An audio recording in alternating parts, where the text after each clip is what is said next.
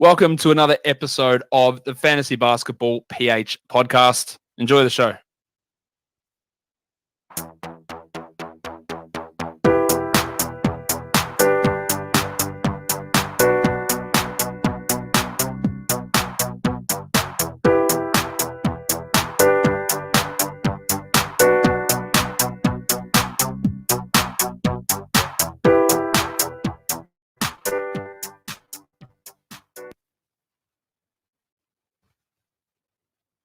What is up mga paps?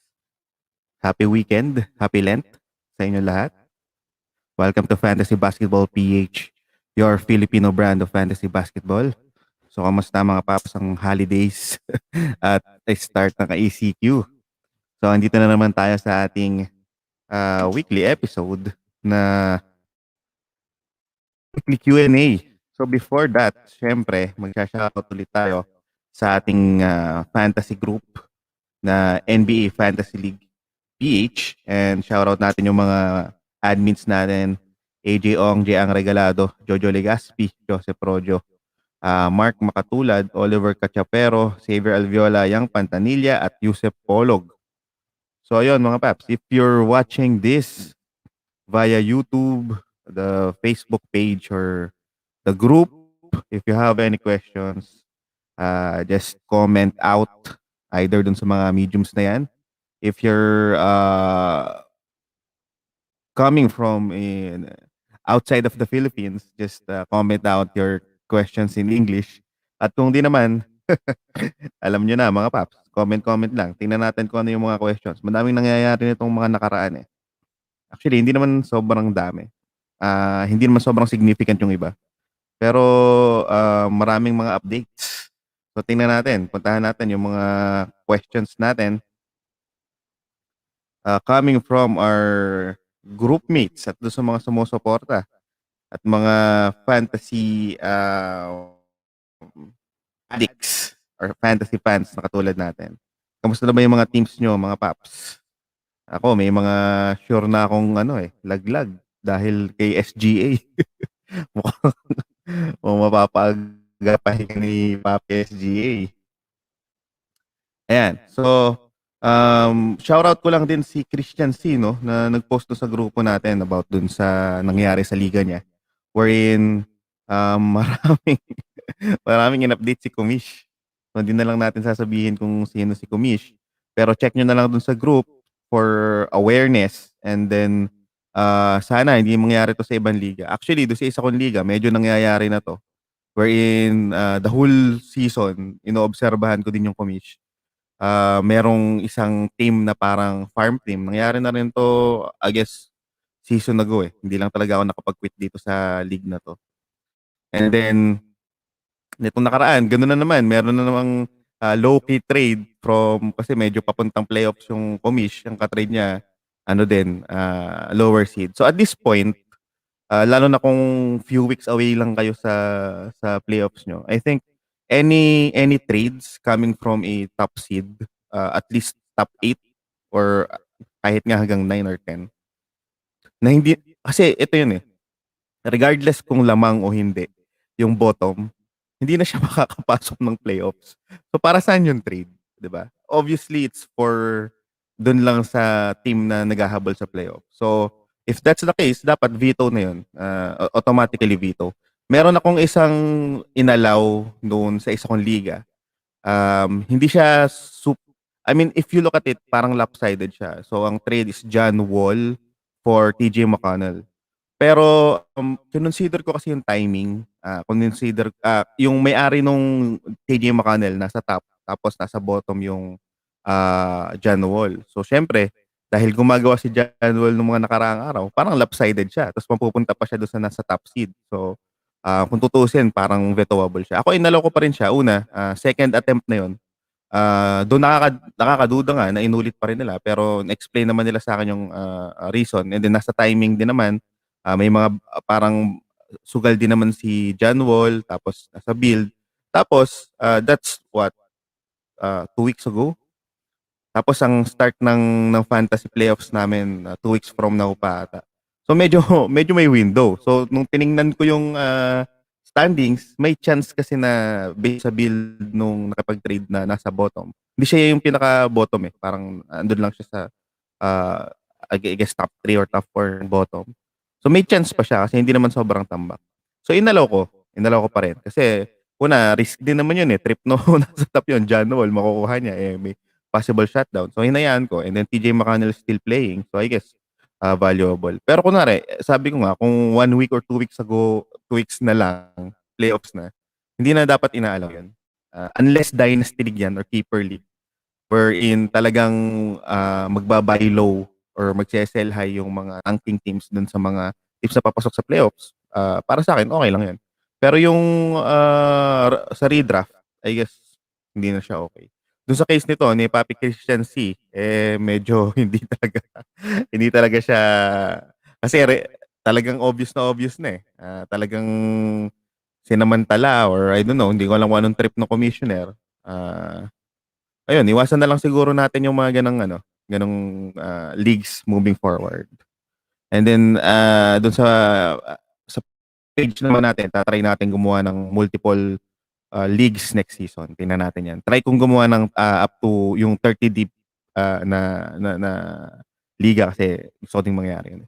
And then syempre, gusto ko muna i-shoutout yung mga nabiktima ng April Fools uh, post natin, no? So, yung iba kasi nag-add drop na lang. So, pasensya na dun sa mga nabiktima. Merong actually foreign, merong alam ko yung isa si Albert Serrano, so Papi Albert, pasensya ka na, shoutout sa'yo.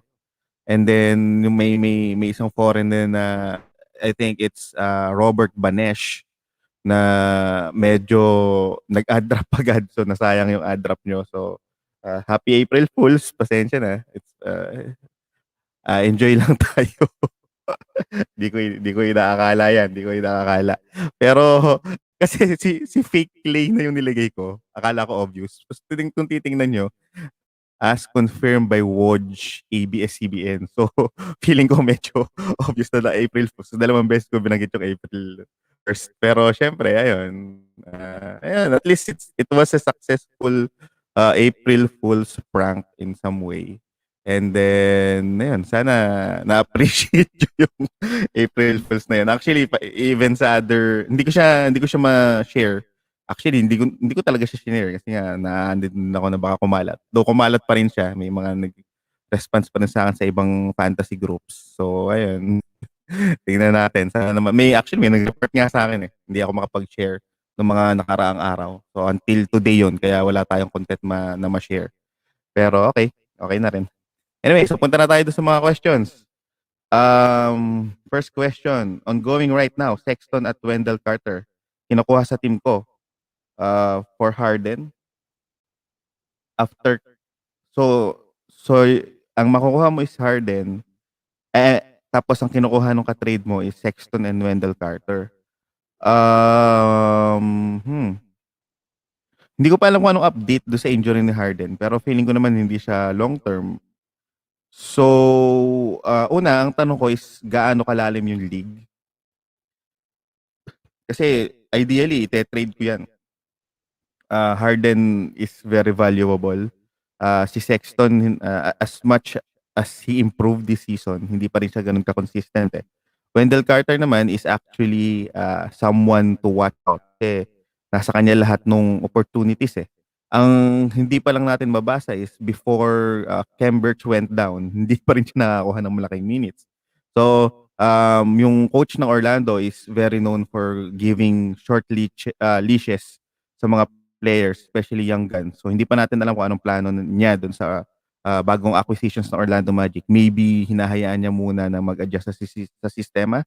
Posible kasi mababa din ang minutes ni Otto Porter. Or maybe talaga nag-full-blown tanking na sila at hinahayaan na nila yung mga young guns. Or maybe alam mo yun, yung may iba silang plan kasi Otto Porter can actually get bought out or maybe not now. Sabi niya kasi gusto niya magstay, maybe off season. So tingnan natin kung anong plano ng Orlando dito. Pero with that, meron pa ring malaking opportunity si Wendell Carter and pag hindi pa natin nakikita yung solid performances niya, okay na player na matagal si Wendell Carter eh. Bigyan natin siya ng benefit of the doubt kung it's a Chicago problem or whatnot. Pero I will still take James Harden kasi um, actually Harden can win you dimes him alone. Eh yung makuha mo kasi kay Harden hindi mo makukuha sa free agency. I mean, mahirap makakuha ng dimes. So, for me, it's something na kailangan talaga, I mean, valuable. Doon sa mga hindi tawag dito, hindi pa familiar, isa ang assist sa pinakamahirap makuha sa mga FAs. So, kaya nga every time na magte-trade ka, para saan medyo binibigyan ko ng konting value yung player na malakas talaga maka-assist kasi mahirap makuha 'yon. Compare dun sa rebounds na kaya mong i-stream lang and blocks and maybe steals and tres, madadaling makuha 'yon. Pero yung assist hindi madaling makuha. And then syempre, first round value si Harden. So I guess para sa akin Harden. Kaya ako tinanong kung gaano kalalim kasi what if this is like 20 team deep. So valuable yung isang spot na makakakuha ka ng dalawang solid over one. So I understand it's Harden pero dun sa ganung case pwede na mapapaisip ako, especially depende dun sa build ko. So, saka dun sa kung pang-ilan ako dun sa standings. So, feeling ko being more versatile in deep leaguers, medyo na-out value niya yung superstars and scraps. So, yun yung take ko dyan. Love is good ba? Yes, love is good. As long as he's healthy. So, yun lang naman yung case niyan. Every time he plays, he still provides value. He still provides, I guess, top 50 to top 70 value, give or take. So, yeah, kung hanggat may minutes at may na available to si Love to play, gamitin nyo lang. Especially, wala pa si Fro saka si Nance. So, for sure, makakakuha ng solid na value to sila. Hoy, si Papi Ralph, dati kong tong ka-work sa isang IT company. Nabiktima din ako doon sa isang liga. Ako, pasensya na. Happy April Fools, Paps. Angelo, napacheck agad ako sa player notes. Oo nga, hindi, actually, dahil naban nga tayo, tapos basta may mga report sa akin, hindi ko alam bakit. So, hindi ako makapag-post ng ilang oras, tapos apparently, di na rin ako makapag-share sa group until today. So, naisip ko, total, baka mamaya may magre-report pa sa akin o what not. I mean, after nung, nalimutan ko ano yung na-share ko eh. Pero hindi yung April Fools. So naisip ko, sige, dahil wala na rin ako magagawa. Tapos April Fools din naman talaga. Eh di mag-post tayo. Wala. Ang nataon lang, bigla kong naisip ko kasi baka hassle din eh. Baka may sumunod na agad. Kaya ang ginawa ko, naghanap ako nung hinanap ko si Fake Clay. Kasi nakakatawa yung si Fake Clay. Pero I guess marami pa rin na biktima. Pasensya na mga puppy dogs. Okay. Oh, no, sir. Christian Cito, sir. Ginagalo ng commissioner roster ko. Now, kinuha Wendell Sexton kahapon Harden. Okay. Akala ko trade. So, kinukuha. So, Papi Christian C, medyo hayaan mo na yan.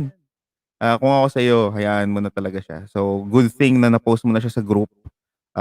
Even in several groups, alam ko na-post mo na rin to, na-share na to. So, watch out na lang kayo guys dun sa, hindi na natin in-name drop, pero i-check nyo yung post ni Papi Christian C.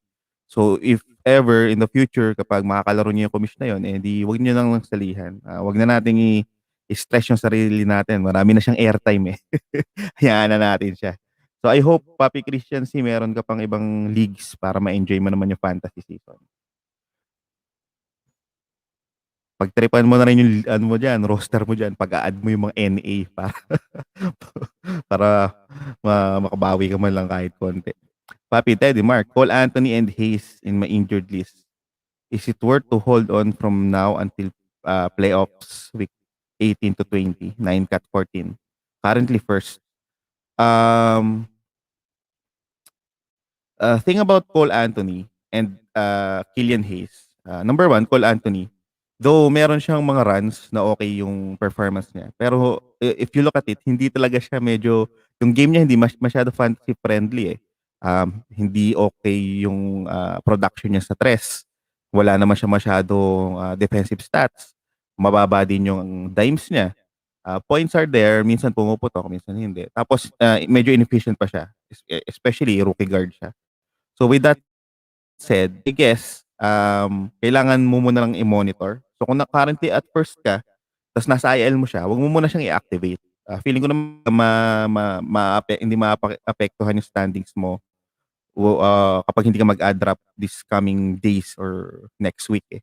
So, hayaan mo muna si Cole Anthony. And then, ganun din naman si Hayes. Si Hayes kasi, never pa natin nakita yung potential niya dahil sabaw yung mga laro niya.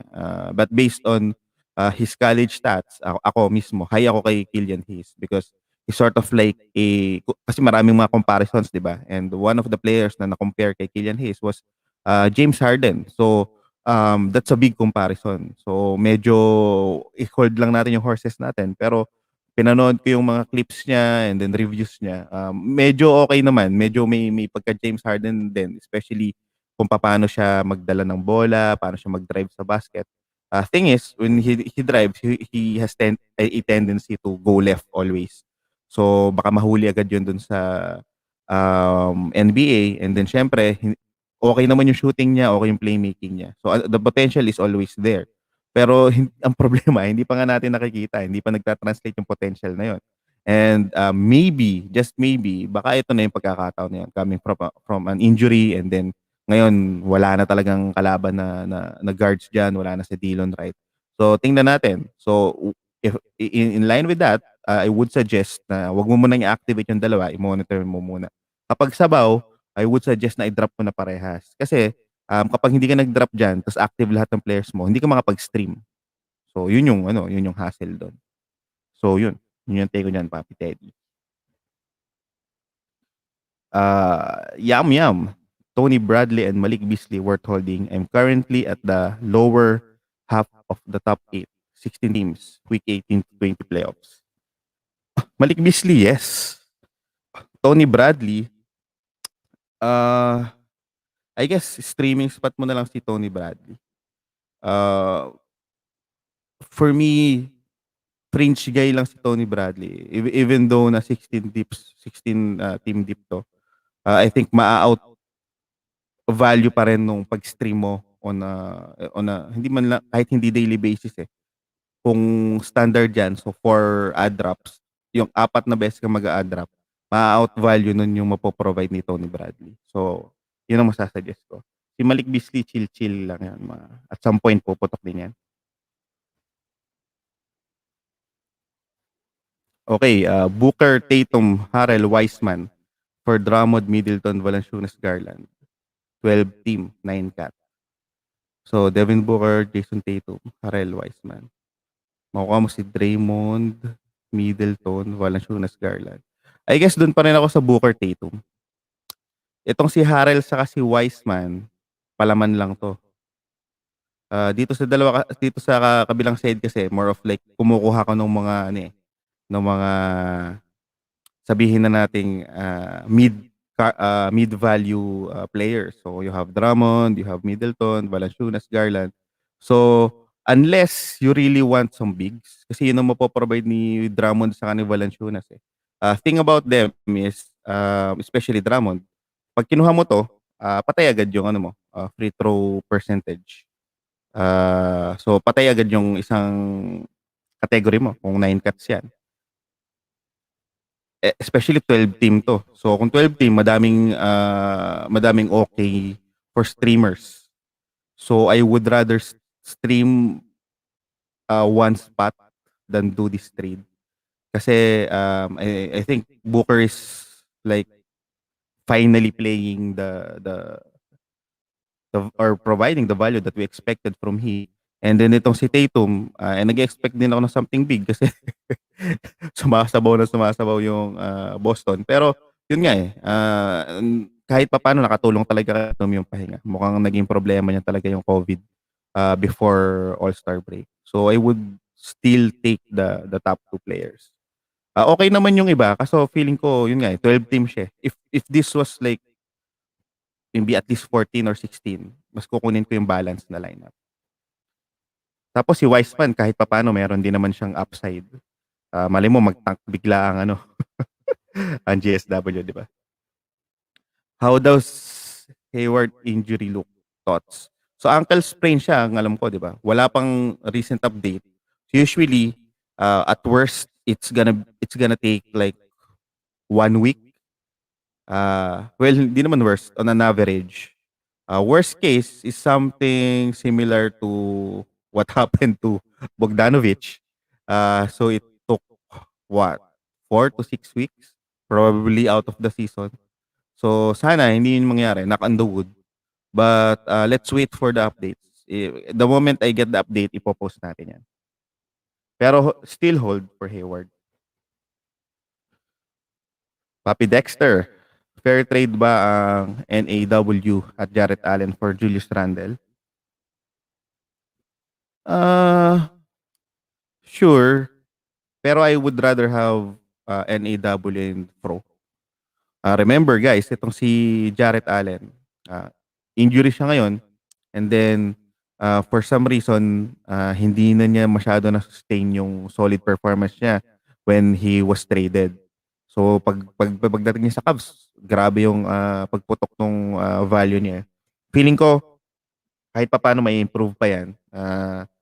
Maybe it has something to do with love. Maybe lang.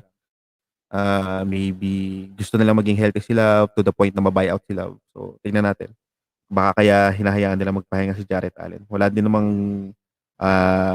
super direction or priority ang Cavs to like really push their players. So, hinahayaan nila mas magpahinga. So, ako, doon pa rin ako kay NAW sa kay Jarrett Allen. Julius Randle is really good.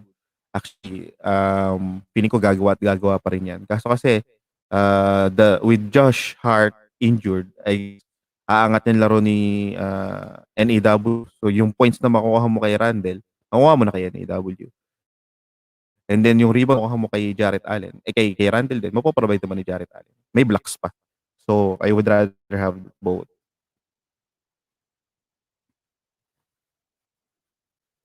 Papi Aldrich, thoughts on Killian, sir? So yun nga, ay kay Killian, ano lang, monitor.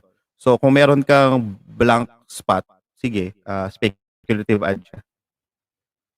Pero kung ano lang siya sa IL mo, tapos ngayon, gusto mo na siyang i-activate, I would suggest na wag mo muna siyang i-activate. Hayaan mo muna maglaro ng ilang games. Kasi may rust pa yan eh. Moses Brown or Jarrett Allen? Siguro, i-check natin ulit yung injury ni Jarrett Allen. Kasi if hindi naman long term yung injury ni Jarrett Allen, I would still pick Jarrett Allen. Guys, I know sobrang lupit ng upside ni Moses Brown.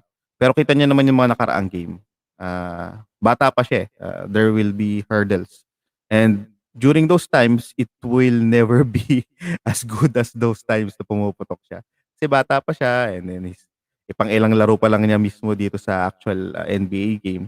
So I would rather have yung mas tenured or mas vet na the likes of Jarrett Allen kasi mapoprovide din naman niya yung mapoprovide ni Moses Brown. So I'm getting siguro mas kukunin ko, mas babawasan ko yung risk. So I would rather have Jarrett Allen. PJ Washington droppable, siya pinaka-weakest link ng team ko. Kaso baka masyado siyang valuable sa playoffs. So malakas ang team mo kung si PJ Washington yung pinaka-droppable mo. If you'll check, if 9 cuts to, kahit na hindi pa ulit pumuputok si PJ Washington, sobrang across the board yung ginagawa niya. As in, kaya 1-1-1-1 nabibigay ni PJ Washington siya. So, para sa akin, wag mo muna siyang i-drop. I-double check po yung team mo. Baka meron diyang mas droppable. Pero other than that, I guess, hold mo muna siya. Especially ngayon, wala si Hayward. Uy, Papi Sam, what's up? Thoughts on the injuries of Jarrett Allen, Nance? Thanks. Wala pang masyadong update eh. Concussion to alam ko si Nance concussion, tapos si Jarrett Allen. Tingnan natin. Pero wala pang significant update.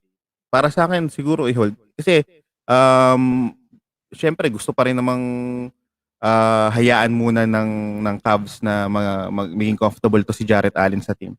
So, feeling ko, personally, as much as they can, gusto nilang mag-mesh yung bago nilang trio. So, kung hindi naman malala yung injury niya, papalurin pa rin naman yan. Same as Nance. O yan. No? So, wala pa naman talagang update. So, i-monitor na lang natin. Wag muna tayo masyado mag-alala. Tristan Thompson is in my IL. Keep or drop? Do you need rebounds? And gaano kalalim yung league? If the league is deep, then obviously you should keep him because there you probably won't find any one better in your free agent pool. But if you can, and then drop Tristan Thompson, Tristan Kardashian, yan.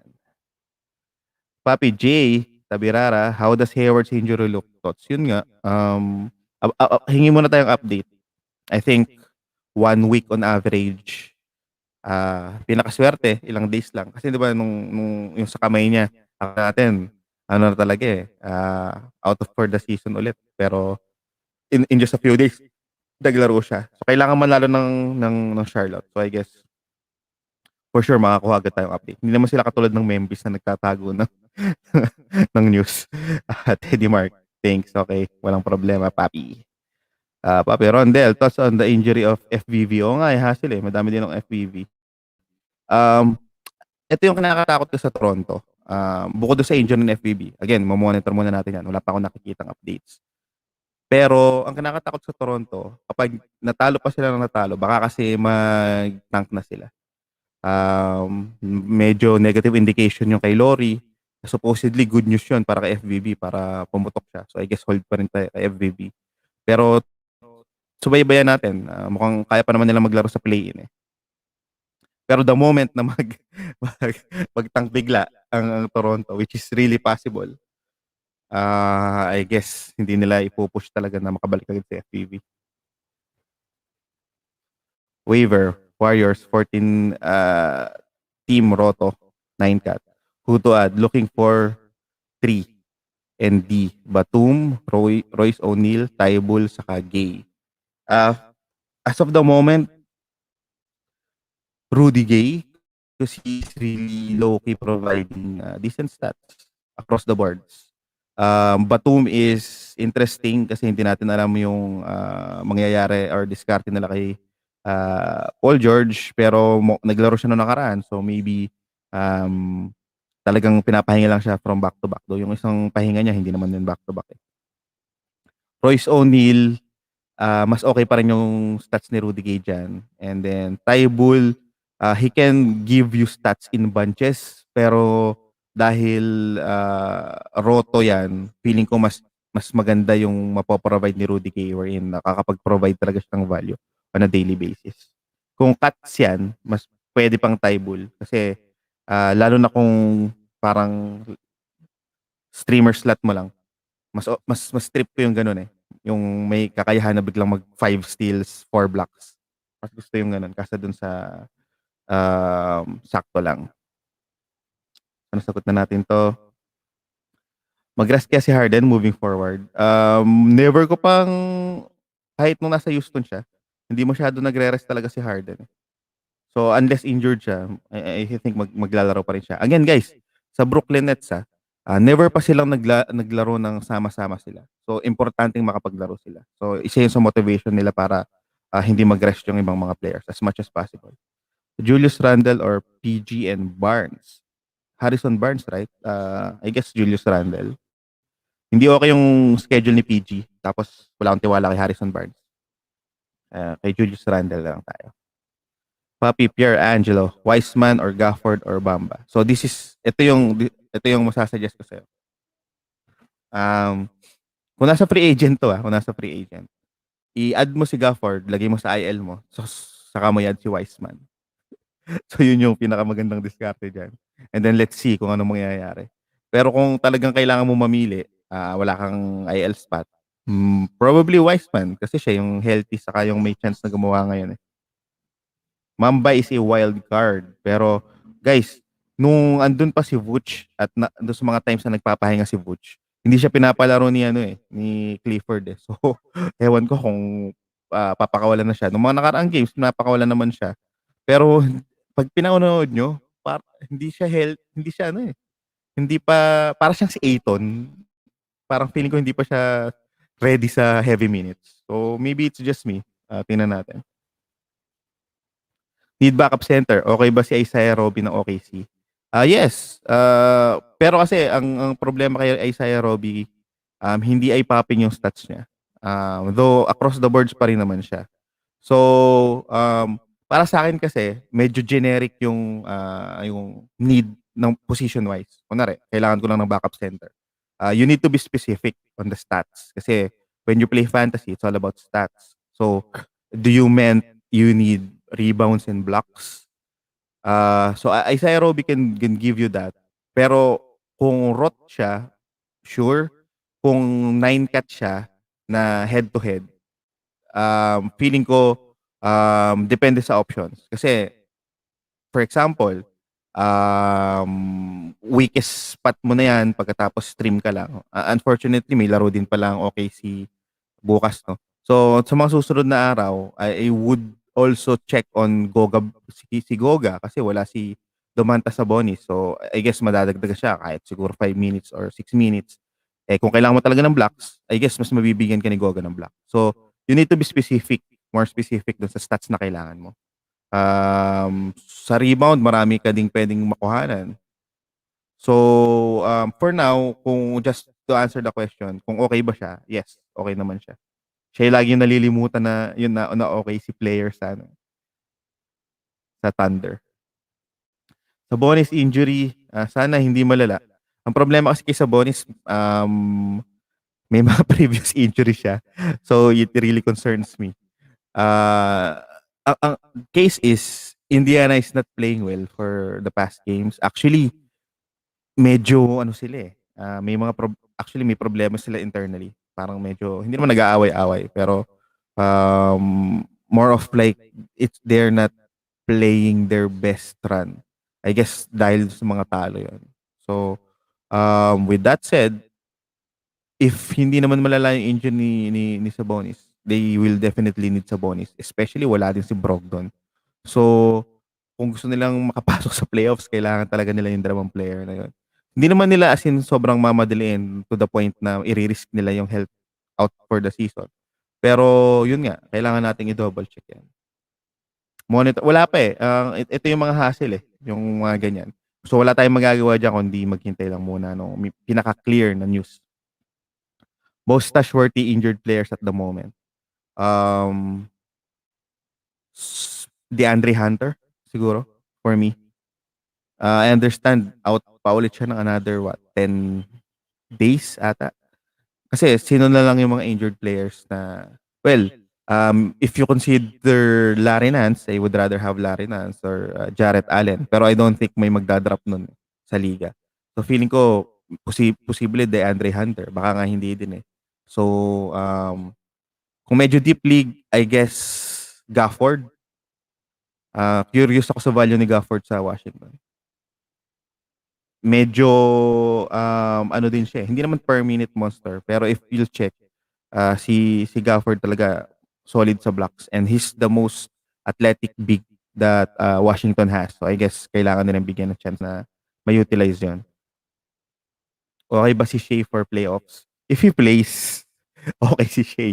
So, kailangan mo na lang muna ilagay sa IL. Don't trade for him unless sobrang cheap.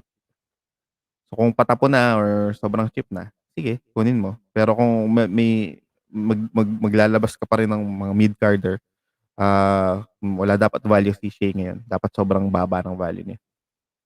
What can Garrett Trent do provide sa Cats? Snipes, points, and tres. Kung ano yung ginagawa ni Garrett Trent sa Portland, yun din yung gagawin niya sa Toronto. Mas mataas lang yung usage. So yun, unfortunately, hindi pa tested yung depensa niya compared to Norman Powell. So yun yung difference. Pero in terms of scoring, maybe at par silang dalawa.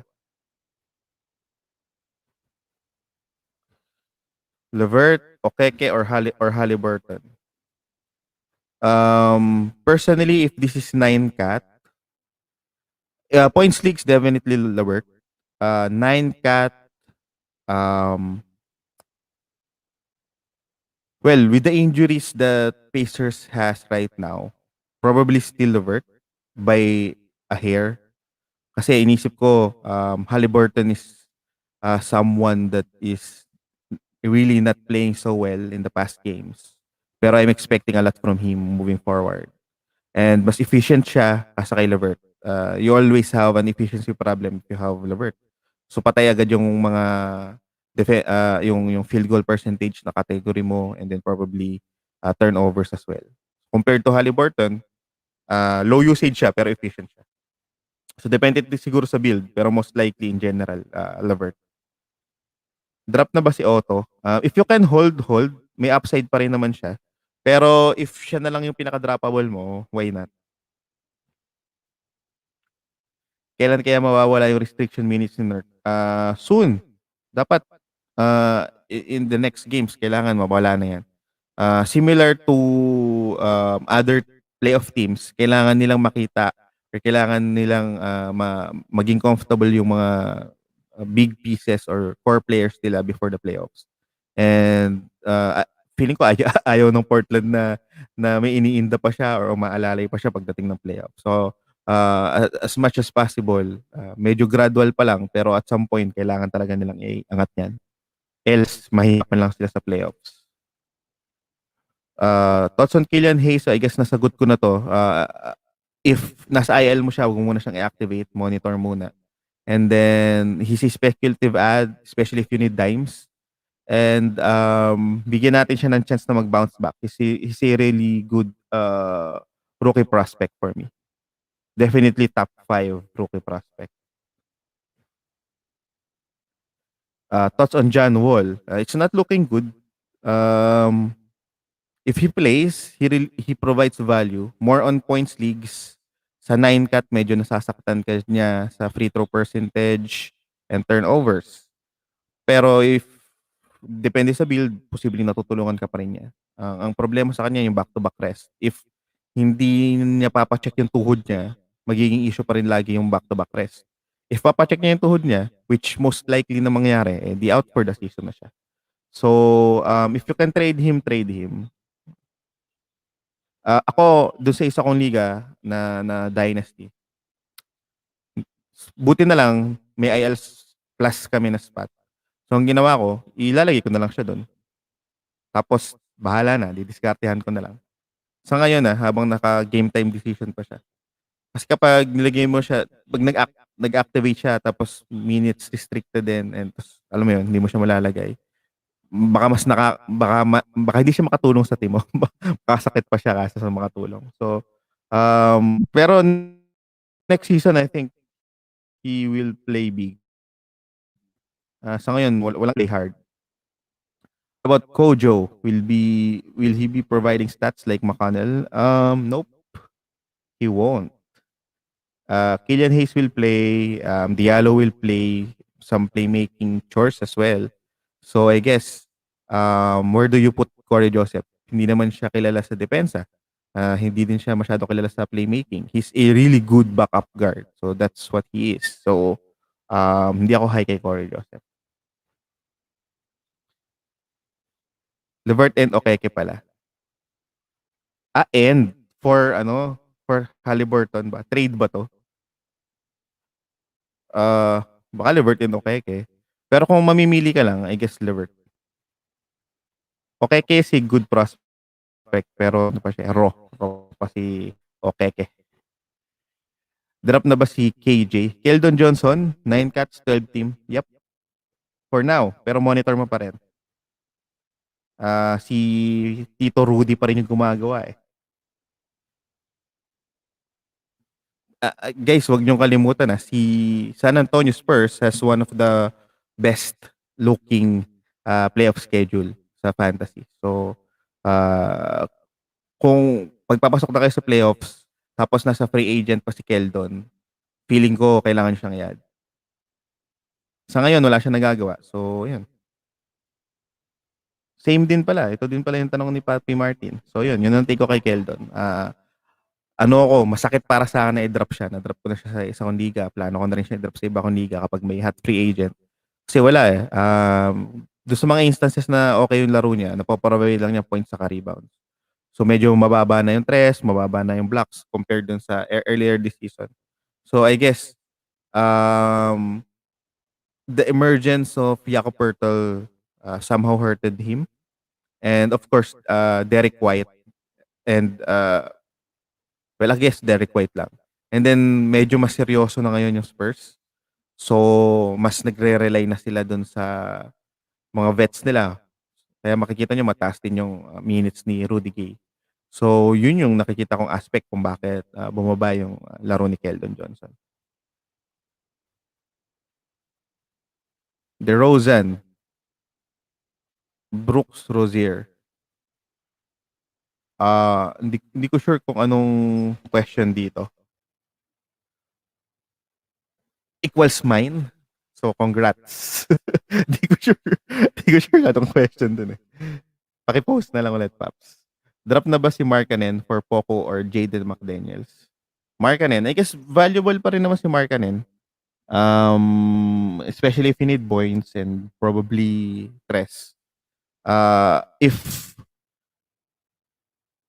kailangan, ito kasi yun eh. Okay din naman yung schedule ng Bulls. Okay din naman yung schedule ng Minnesota saka ng OKC. Try mo pang i-check kung sino kang pwede mo i-drop. Pero kailangan ma-pick up din si Pokusevski saka si McDaniels kasi solid yung pinapakita niya. Si Jaden, high ako sa kanya pero again, if you check dun sa post ko, binigyan ko na agad kayo ng disclaimer. He will not always be good kasi makikita nyo naman yun doon sa usage saka doon sa attempts eh. Sobrang daming tao tumira sa Minnesota.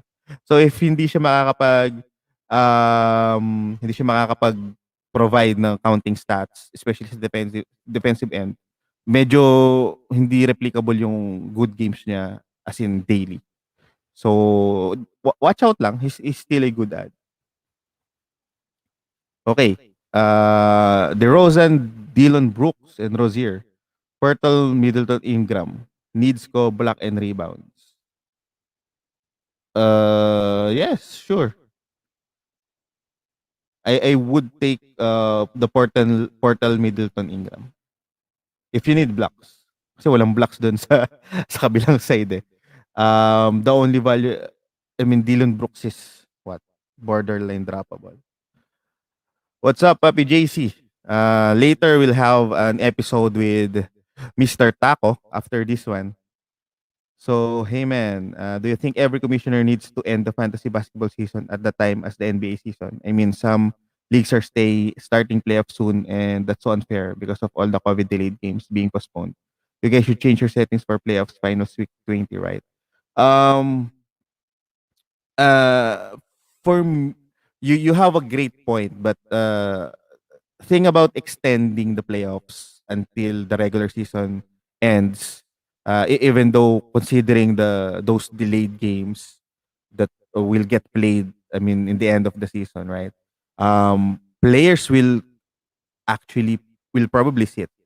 So that's the time you consider shutdown. So it will really skew up the values and the rosters of most of the teams. So for me, I would still try to start the playoff week probably around week 17 or 18, something like that. That's a sweet spot. I won't like place the playoff exactly as the last 3 weeks of the regular season just because of those probable shutdowns and rests. So that's my take on that. Papi JC. So later on, we'll have an episode with Mr. Taco himself. Watch out for that. Thoughts on Bogi. Wow, Bogi. Super solid si Bogi. Because itong si Bogdan, way back nung nabalita pa lang na pabalik siya. Actually hindi pa siya ano noon eh. Hindi pa siya pabalik. Parang may nag-post lang, may nakita ko na may interview siya, nagshooting na siya. Ang tanda ko, sinama ko na agad siya sa post na watch out. Posibleng pumutok to. Ah, Feeling ko dahil that time injured si Hunter. So parang pino-foresee ko na nasa kanya lahat ng opportunity to blow up. Masyadong in-undermine ng madaming managers yung underwhelming na performance niya noong nakaraan. Pero guys, Atlanta paid a lot to get Bogdanovic. Even Milwaukee tried to get him. And then if you watch FIBA, he's a really good player.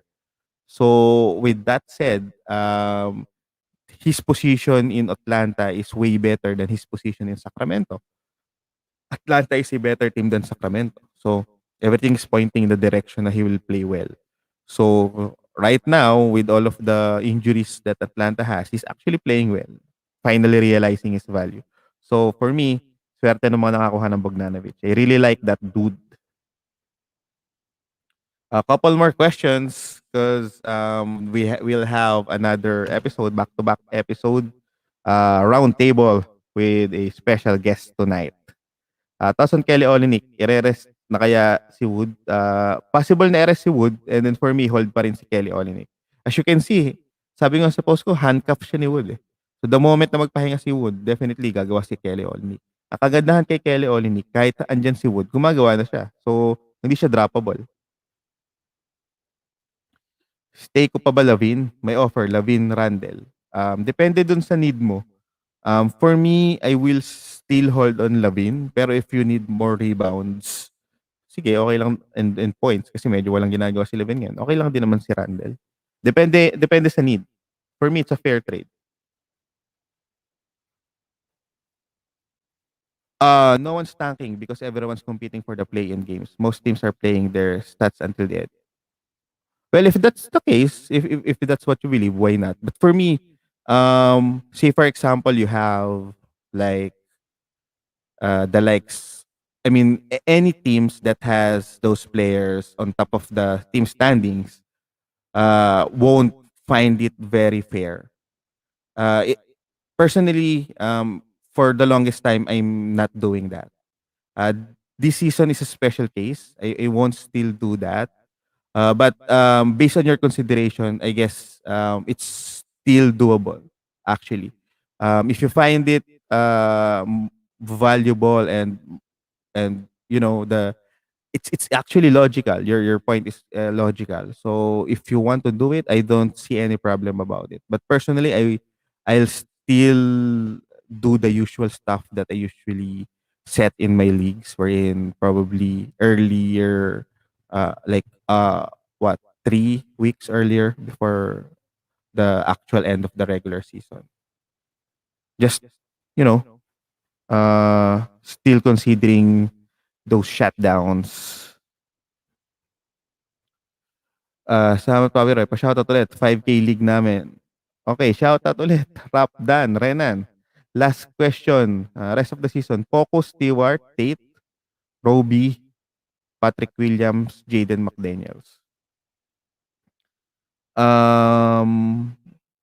I think I would go Poku, Tate, McDaniels, Stewart, Roby Williams. Poco pa rin kasi kung titingnan nyo, mas consistent yung minutes niya. Ang laki ng minutes niya. I like McDaniels. Yung stats ni McDaniels, gustong-gusto ko. Kaso kasi, katulad kanina, 20 minutes lang siya. Pagkatapos, maraming scorer dun sa Minnesota compared sa OKC. So, I would still pick Poku. I would also pick Tate over McDaniels. Again, because of the consistent minutes. Unfortunately for McDaniels, he's not known for those offensive stats. So, somehow, if he won't block, he won't give you enough value, right? So, given that he's still a rookie, it might happen like, back-to-back games or 3 games straight. And then, after that, that's the time na nagagawa ulit siya. So, I would rather have Tate na is very flexible, can play guard, can play forward, and sometimes he can play center. So, kahit anong mangyari sa Houston Rockets, if Wood pala, hindi pala baka Victor Woods yun. Wood sits or wall sits, Tate will gain value. So, Poku, Tate, McDaniels, yun yung top 3 ko. Unfortunately for Stewart, mukhang hindi ibabangko siya si Tito Mason. Derek White or RJ Barrett, 9-cat head-to-head. I am a Spurs fan, so bias ako dito. Derek White. 9-cat, you need to consider efficiency. I understand how valuable RJ Barrett is for the past games, but I will stick with Derek White. Yun, Killian Hayes, nasabi ko na yan. Huwag nyo munang i-activate. Pero huwag nyo din muna i-drop. Kung pupulutin nyo siya, speculative ad, sure. Play-in tournament starts after regular season. So that means a lot of teams will continue to play all there. Yeah, I understand that. But there's also a lot of teams on top that might rest. So just to be fair, I will also consider that. It doesn't necessarily mean that every team will play hard. The likes of Denver Nuggets maybe would like to rest their players at some point once they get top 6, at least not within the play-in tournament. But I mean, I get your point. That's why I'm telling you, if you want to do it, I don't see any problem in doing that. But personally, I won't do that. I will still schedule my playoff settings in probably 3 weeks earlier or 2 weeks earlier. Okay. Medyo bilisan na natin. Paps, any advice kasi? Top ako for now. Kaso nagsabay injury ko sa team. Collins, Hayward, FB Lonson, Nancenteros. Well, chill lang muna, Paps. Ang mga advice ko. Abang-abang muna tayo. Wala kang dapat i-drop dyan. Trade pwede, pero drop no. Kailangan lang natin mag-monitor. Pero it's sad to hear that. Considering malapit na yung playoffs nyo sa panagkaganyan. Tingin mo, top fantasy players for next season. Next season, Jokic, James Harden, Stephen Curry, Karl Anthony Towns. May nalilimutan ba ako? Teka. Sino bang pwede natin lagay? I think Kawhi Leonard. Yun, feeling ko, top 5. Si Luka hindi pa din. Maybe mas mataas na siya ngayon. 9 cats to. 9 cats. Feeling ko si Luka mga top 7, top 6. Gano'n. Si Dame pala, pwede. Pero yun, yung top 5 ko. Feeling ko nandun pa rin si Kat. At feeling ko makukuha natin ng mababa si Kat next season. I'm pounding on Kat next season. Is Kat shutdown candidate? 50-50 na for me. I think may chance din na hindi siya ma-shutdown. So, doon sa mga nagbaylo kay Kat, congrats. Dilo or Janwall? I guess Dilo. Janwall kasi is pointing to be shut down. Dilo is coming back. So, yeah. Do you think next season will start in October and get back on the normal schedule? I think NBA would like to do that. Yeah. But it's gonna be hard, actually. But at some point, they need to do some sacrifices or do adjustments to go back to the usual schedule. But it's also possible that they'll turn it around. But for me, knowing how NBA works, they would rather adjust now while they can, and then the moment that COVID is finally gone in our lives, it's the adjustment was already done. So they've been getting a lot of bashes, and they've been losing money. So they need to do the adjustment now. Last 2 questions. Need assist, DSJ, Corey Joseph. For me, stream lang to. Basically. So, as of the moment, probably you need to find someone else. Kasi hindi ko alam yung mangyayari pag ganyan na si Killian Hayes eh. Ito si Dennis Smith Jr. Hindi pa ulit naglaro nung nakaraan masyado, di ba? Or wala di yata talaga siya naglaro. So, kung kailangan talaga, maybe Corey Joseph, siya yung pinaka-healthy. Should I hold to Nazrid? Um, he played well last game. He's a fringe guy. If you have a hot free agent, drop him. Fringe guys, sila yung number one na pwede nyong i-drop the moment na may hot free agent. Breakout candidate next season, Jonathan Isaac and Triple J. Okay, yun na yung last na ano natin. Sana walang nanonood na makakalaro ko next season. Tatargetin natin yan. Jonathan Isaac sa si Triple J next season. And Carl Anthony Towns. Lahat ng mga medyo bumaba. For me, it's always the value. It's gonna be about the value, guys. Para siyang stocks eh. Watch out dun sa trends. Watch out kung ano yung pinopost nung mga known sites. Kasi most of the time, majority, susundin yun eh. For example, sino ba yung sinunod ng lahat ngayon? I guess, isa sa mga sinunod nila is yung probably pag-iwas kay Harden. Pero anong nangyari? Gumawa pa rin naman si Harden. So, yung mga ganong stuff. Pero sa breakout kasi, hindi natin siya basta-basta ma-foresee unless meron kang historical basis. So for me, Triple J, Cat, and Jonathan Isaac showed us what they can do with Orlando paving the way for the young guns. Jonathan Isaac will definitely break out. Carl Anthony Towns would need to have a great season to redeem himself.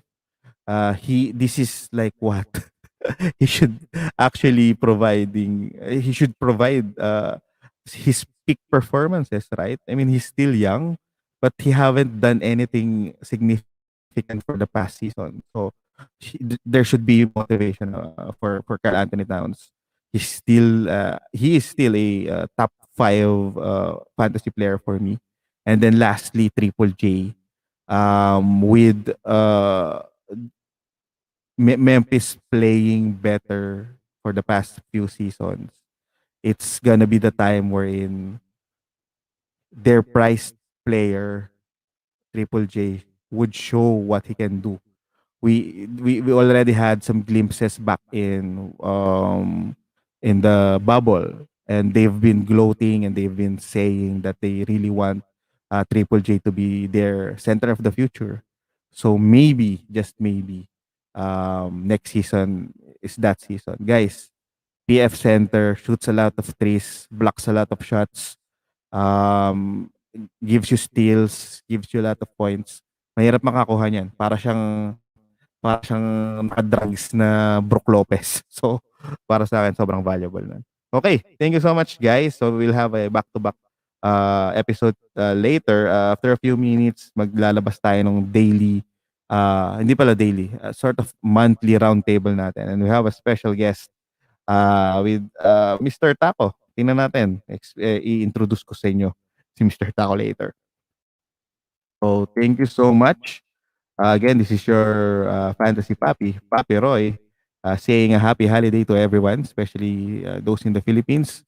We're currently in ECQ, so chill-chill lang tayo mga guys. Kung meron ng vaccine sa inyo, try nyo nang magpa-register para makakuha kayo. I hope malagpasan natin to. At soon, bumalik na ulit sa dati ang lahat. Maraming salamat.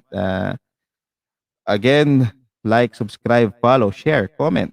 If you have any suggestions, sabihin nyo lang. And then also, we are available at YouTube, Spotify, Anchor, Google Podcast, Apple Podcast, and Stitcher. Bye-bye mga paps. Thank you so much. Happy weekend.